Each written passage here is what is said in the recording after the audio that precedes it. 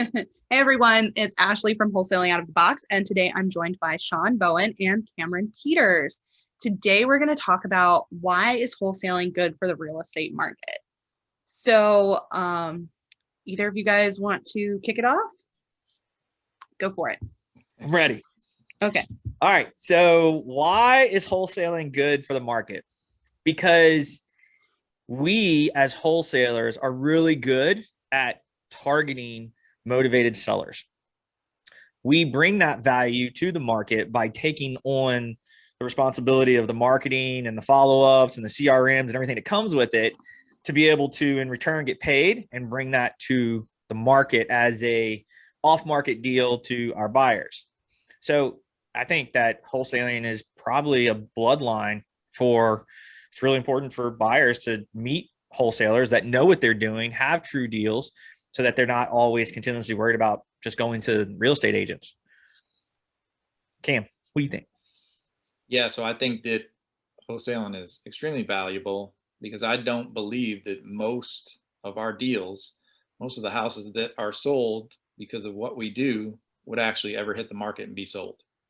I think that most of the home buyers that we reach out to, not home buyers, home sellers, homeowners that we reach out to are not in a position either mentally or socially to call up an agent, sell a house, or sell a house by themselves. You know, they're not up to that. They're not wanting to do that. Most of them would just simply put up with whatever it is that's going on in life and try their best to get through it, and maybe end up losing the house to a foreclosure or something like that, or losing a house due to poor health condition because of the condition they're living in. So it's very valuable because in the end we help somebody, a homeowner, get into a better situation, and then somebody comes behind, fixes up that house and puts a new family in it, and adding, providing a service to add an actual home for a family to live in. So yeah, I don't think any of that happens without us, because flippers and rehabbers are not out there going and beating the streets like we are. They ain't doing it. They're looking for it on the MLS. But again, I think there's a barrier where the contracts that we sell for the properties, they're not going to hit the MLS. Yeah. Well, and kind of going off of that, I think we connect to sellers that don't necessarily have a lot of options left. Maybe it's because of taxes, maybe it's because of a death in the family, or a tired landlord who's gone through a bunch of evictions, things where, like you said, Cam, they're not in the space where they can call up an agent to get them to sell, but there's also not enough meat on the bones for them to sell traditional. We all know that with commissions and stuff, agents typically take 3% per side ish, depending on what's negotiated, and that doesn't always work out. Same with things like creative finance deals. We've done quite a few subject to deals. So where the mortgage, too much is owed on the mortgage for them to sell it, like they would have to bring money to the table to sell the house. And a lot of people can't do that. A house is their main source of investment. It's their main source of wealth. So they want to get something out of that. And maybe that might even just be walking away, but not having it as a mark against you on your credit score or having to bring money to the table. And so those creative finance deals that a lot of agents aren't trained in, that's a big reason why wholesaling helps as well. Yeah, I think we have more tools in our tool belt to offer sellers than just a traditional agent route, even for that matter, broker route, right? Like you said, Ashley, there's not a lot of knowledge that goes through that world. Mm-hmm. There's not a lot of training to talk about that, and how to deal with it, and how to, I guess, put it on the table as an option. So I agree. I think that's the value. To answer the question, what value does wholesalers bring? We bring a lot, a lot more than most brokers and agents do, because we've taken the time to learn and structure it. Yeah, and that's what we get paid for. That's our value that we get paid for. Yeah, I also want to bring up like commitment to the deal too, because I've seen a lot of agents who are just kind of like, oh, well, it doesn't work, so too bad. And the things that we do, like to keep a deal together, sometimes I'm like, mentally, it's just not worth it for me to have to do this, but we're going to do it because we're going to do what we said we're going to do. We're going to close this damn deal. And Yep. it's frustrating, but we do it. I mean, we've made less than $5,000 and on deals before, just because we did something wrong or someone did something wrong and we were just trying to close it. We've got one right now that it looks like we might make $1,000, if that. So I mean, just that commitment to helping the seller out and to making the deal work or finding a way to make the deal work and sticking with it. That's more of a wholesaling kind of mindset. It's not necessarily an agent mindset. Yeah, I think the value that our company holds, the core value, right? Doing the right thing. And that is the most important part, because maybe you don't make a bunch of money on that one specific deal, but that will ripple through the world of we live in, right? Like the investment world, the agent world, the closing attorney world, right? So if everybody ever comes to the table and is like, hey, what does Full Circle do and how they do it? They're like, well, they will stick around through thick and thin and make shit happen, right? And I love that. I love that about us as a company, because everybody in our company embodies it, right? And if anything, it always gets brought up, hey, we're doing the right thing. And that's important, because I think at the end of the day, it goes back to helping these people truly solve their problem, which is what we're trying to do when we get on the phone with them. If that means we got to make a little less money doing it, it's not always about the money. Yep. And I think, just to expound on the links that we'll go to, and maybe some others wouldn't, right? Wholesalers or agents, like we've helped people who are incarcerated sell their house, like visited to jail, made calls to the jail. I still got a follow-up I'm working on right now with a guy who's incarcerated, but trying to sell an inherited property. And I'm the only one that will go through the hoops that he's telling me to work with him. And he appreciates that, to maybe making somebody's car payment or helping somebody get a moving van. I don't think a lot of people out here doing these things, or structuring a deal so that, although we can't give you any money on the front side, after we've structured it so we can have somebody flip it out, we can give you some money on the back side, right? Mm-hmm. After it's resold. Those are options that aren't provided in your normal, traditional MLS marketed property. It's not going to happen. It's sorry. I don't think we can get this done for you. Yeah. Well, and Sean has taken down chandeliers so that people can take them to their next house. So Totally. We're committed. Yep. Yeah, it's all part of just doing good business, right? You're truly trying to help people, and that's what we bring as a value. I don't think when a lot of people talk about this wholesaling world, they don't really deep dive these kind of talks, right? Like, hey, did that person say like they would do the deal for $8,000 less? Yeah, because you're going to make sure that you get the chandelier that they have in that house from their first marriage through that person passing away, and it means so much to them that as long as you do that, you get the deal. Give me a screwdriver. Where do we go? Let's go. Yep. So yeah, totally. Yeah. What makes us different. What makes us good. What makes us special. Yes, totally. So then, how do you guys feel like wholesalers contribute to keeping the market steady, keeping the market going? You guys kind of get what I'm saying there? Yeah, can take that one, and I'll come off of whatever you're listening to what you have to say. Yeah, sure. So when you go back and look at all the recent solds, we contribute to all that. Like I said, there's a bunch of properties out there that would not make it to the market. And I don't mean the first market and the closing. I mean the second market after it's flipped and sold to a new family. Those sales would not be there. And so without wholesalers doing the right thing, having a robust business, understanding their numbers, and putting these properties back on the market, they're just not there. So it definitely affects the market in that way. Yeah, I think we bring a lot of value to keeping the market steady. It's kind of like the banks unloading their properties at auction, but yet we're going directly to sellers and then bringing those houses to the market. That completely affects, right? It completely affects how many properties were sold that year or that month, that quarter. Like, I think we have a huge piece of controlling that / helping it for sure. Yep. So yeah, I think we bring balance to the market for people that are truly doing a volume setting, long-term play, not overnight success story companies. We are definitely the long-term play to be around. It's not short. It's a small pool of those people that actually do that. There's the fly-by-night crews, and then there's the guys like us and some other ones that are in this market that, you know, consistently are marketing, consistently following up, consistently doing the deals. So yes, I think we keep a lot of balance in that side. I would say it's the back market, but then obviously it presents itself on the front when you're getting to retail. Yep. Yeah. And I think going back to helping people that are out of options too, like how many people do we save from going into foreclosure or from losing their house to tax sale and things like that, where they're still able to maybe make a little bit of money to help them out. Like I said, that for most people, their house is their main source of wealth. So walking away and having something, even if it's just a couple grand, can help tremendously. Or making sure that they don't have that foreclosure or bankruptcy on their credit check.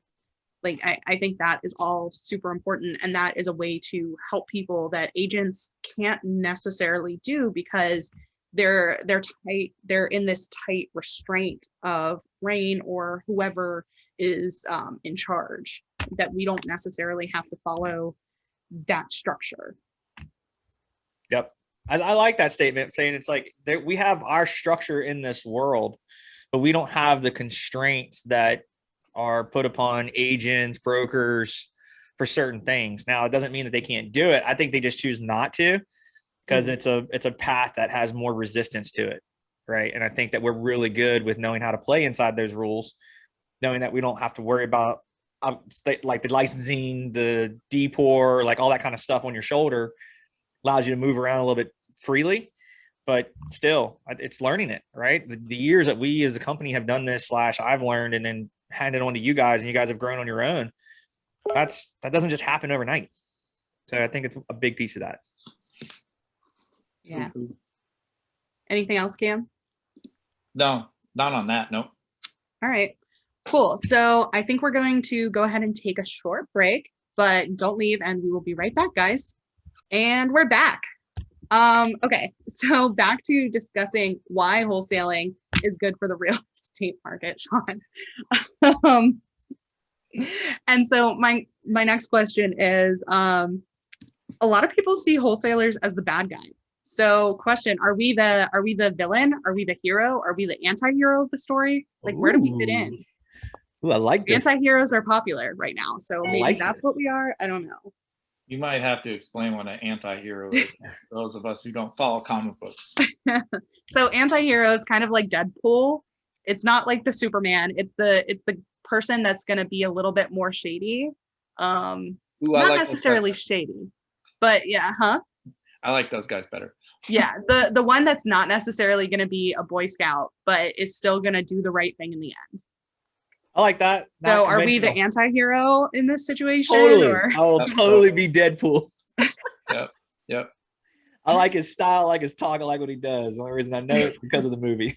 I'm not a comic book person, but all right. So this is a good talk, and I like this because we just had a meeting recently where they put us in a room where it was wholesaling and agents, right? And it was like this, we're trying to mix oil and water, right? And it was awesome because I think there was a lot of real talk that came out and a lot of good feedback about why we can do what we do versus how do we take that knowledge and work with the agents and bring them to come work with us versus just looking at it as the wholesalers for whatever reason or on this low totem pole scenario. I don't understand that, because not only do we find the deal, but we get the deal discounted enough to where we can sell it, make a profit, and that same person can make more on the top of it. How is that not at the top of the totem pole? Right? So it's really interesting to see that. I really think it's just stigma because of some people that come into the market, they make it that way, right? Like they're off willy-nilly throwing contracts around and just saying, yeah, that number works. And then going back to the seller at the 11th hour and saying, oh, sorry, I can't close the deal. And now I got to reduce your price. Like, I know people, this business model is doing that.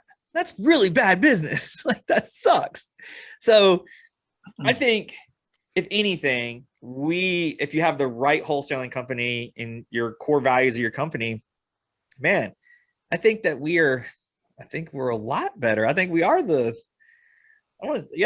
could play what'd you call it? It's not the villain. Anti-hero. The anti-hero. Yeah. Okay. Yeah, I can get on board with that. I like that statement. What do you think, Yeah. Ken? I think anti-hero for sure, because I think we can cut through I don't see a lot of, I guess I've heard a lot of talk about agents and listings in general where the seller is just stuck on, they want that number, right? They want that 200,000, that 200,000, that 200,000. And the listing agent sits down with them and is like, hey, I think we should probably list it for 180, right? Just using fictitious numbers here. But I've heard this conversation so many times, and the seller's just like, nah. And there are some agents that will stick to their guns, I think, and stick to, no, we got to list it at 180 or we're not going to get any traction. Like, we're not going to get any interest. We're just going to end up dropping it and dropping it and dropping it. And they're just stuck on it. And a lot will go ahead and list that. Whereas we will not sign paperwork with you if we know that it doesn't make sense, and we can cut through the niceties, the politeness, I guess, if you will, to be like, hey, not being an ass here, but this just isn't going to work. And here's why. Can we speak candidly? Can I explain to you why it's just not going to work? And take it or leave it. You know what I'm saying? If it doesn't work with us, that's fine. But we can't work with you at this number, right? And so it's the anti-hero, and they're like, damn, I don't know if I like the way that guy came at me. But at the same time, I trust that he's going to get it done because he came at me that way. He was real. And I trust it, right? I think that's the anti-hero totally, because it's not the traditional, excuse me, sir, could I have a minute of your time? You know, it's not that. It's, look, I can get this done. I have a track record of getting this done, but not here, but I can get it done here. Here's why. You know what I mean? It's real. Excuse me, sir. May I have another? That was awesome. Yep. No, I totally agree. And I think there are two main points here in that, especially with how the market is right now, going like totally gangbusters. It's crazy, and people are getting a ton of money, and we're telling them you're not going to be able to get 100,000 for this house. And then they get 110, and we look awful. So especially in this market right now, we look like the villain, because people should not be getting this much money for these houses. And this is going to come back to bite people on the ass in like 5-10 years. There are people that bought houses in 2007, 2008 that still have not recouped their value because it was so inflated. And so right now we look like the people that are trying to get houses for a discount. We look like we're trying to like take people for their money and, you know, try to get extra money for doing nothing. When in reality is we actually do a lot of work. Like, my days are full. But it's going back to that too, is a lot of the times the buyers, the rehabbers, they do not have the infrastructure within their company to do the marketing that we do to bring sellers to the table. They are gladly willing to pay us. Like, we have buyers that'll pay 30, 40 grand fees, no questions asked, because they know that we did the hard work to bring this deal in. Like, totally. If we've got a buyer that suddenly starts wanting to negotiate our fee, that's a red flag. That's like, well, why should we do that? We've got another, you may have offered 5 grand more, or, you know, but we've got another guy over here that's not gonna, that we've closed with before. They're not going to argue about paying our fee, using our attorney to close. They'll send the money over tomorrow and be good. So why should we go with you? Yep. And so I think we look like the villain, but we're doing good things. We are keeping things running. Yep. It's hard. This business is not easy. And I've heard so many rehabbers say that. I have no interest in doing what you do, Sean. I have no interest in doing what your company does. None. So like, whatever you guys make is what you make. Those are the kind of people we want to work with, because it literally gets dropped in their lap, right? The title's already started. The paperwork's already there. Like, they don't have to do anything but say, yes, the number works, right?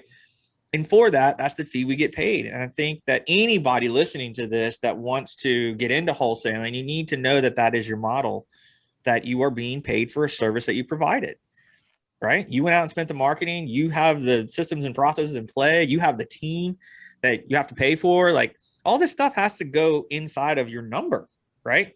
And if somebody's looking at it as though like, man, you didn't do anything but sign a piece of paper and sign it over here, and like, can't believe you're making 30 grand. F you. Big time, because you didn't do all this, right? So yeah. And I think for us as a company, it shows also the other pieces that we have inside that we've built. right? Being having the ability to take it down, having the ability to, if we wanted to rehab it, we can. And then recently getting into the lending space, I think that's a really good piece to show what you can grow into from being able to market and find your own deals. It's very important to people to recognize that are trying to get in this industry, because some people don't want to stay in it. People don't want to stay as a wholesaler. They don't want to be the marketing person. They just want to fix and rehab. You're like, cool. We'll do that and this. Yeah. Everyone has different skills and different things they want to do. Totally. Yeah. And I think too that it just goes back to people not realizing that we do actually do work. We are essentially agents. Like, that's what we're doing. We're just saying, except instead of agents, I know you don't like it, but instead of agents, you said like, it, Cam. She said it. You lost me. I know, but instead of agents, we're finding a buyer. We're like, sometimes we're listing the house. Sometimes, we're doing inspections. We're doing all of that stuff.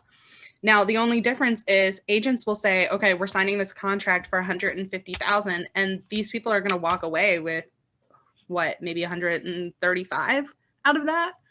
We're going to say, hey, here's a contract for 140. You're going to walk away with 140 minus any liens that you have brought on the house. You don't have to think about paying for our fee. You don't have to think about paying for attorney's fees, none of that. This is what you're walking away with minus whatever you owe. And that's, I think that's important. We're doing kind of the same thing. We're all doing the same amount of work. We might be doing more work, because how many times have we saved agents that have not put their fees on the HUD? I was waiting for that one. Yeah, but I'm still just like, it baffles me. And we're just doing it differently. It's a different style. It's a different kind of work. Yep. It's a different animal to deal with. Yeah. And I think that we provide a lot of value for that, which is in return how we get paid. And I know you've had tons of sellers even comment later. Thank you so much for doing what you did. Thank you so much for taking us through this process. Thank you for getting this monkey off of our back. Thank you for taking care of this weight that has just been huge off our shoulders. Yeah. I love those comments. You know what I mean? I want to put those in the face of people that are like, I shouldn't pay your fee. You'll be like, yeah, read this. Yeah. All right, cool. So any final thoughts on why wholesalers are important for the market?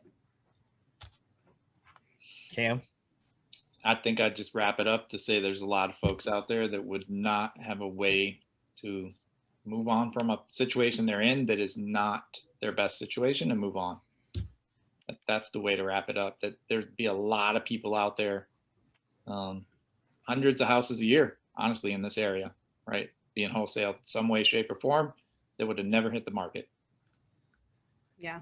Yep. I'll finish up with that by saying, if you are going to get in this industry as a wholesaler, then truly care about the people that you're contacting and truly try to help them, because at the end of the day, that's going to be how and where you make money, is providing that. Like, that is truly what you're getting paid for. And really give a shit. Right? Really care about the client that you're saying you're trying to do, what you're going to do, and make it happen, and take it to the finish line. And if that means you make less money, then you make less money, right? But you don't know what could come from that, but you know what's going to come from it when it starts making ripples through the world you're going to be in that investment world. And it's a small pond. You want to have a good name, because it takes years to build it and seconds to destroy it. So very, very important for anybody that's trying to get in this industry to keep that in mind as what you want to build, what you want to be as a company. Yeah. Well, I don't really have anything to add, because those were both excellent ending points. So thanks, guys, for talking with me. And thanks to everyone listening or watching. Please leave us a comment or a review wherever you found us, and let us know what topics you want us to discuss here on the podcast. And finally, check out our program and all of our events at www.wholesalingoutofthebox.com. And we can't wait to talk to you again soon. Bye.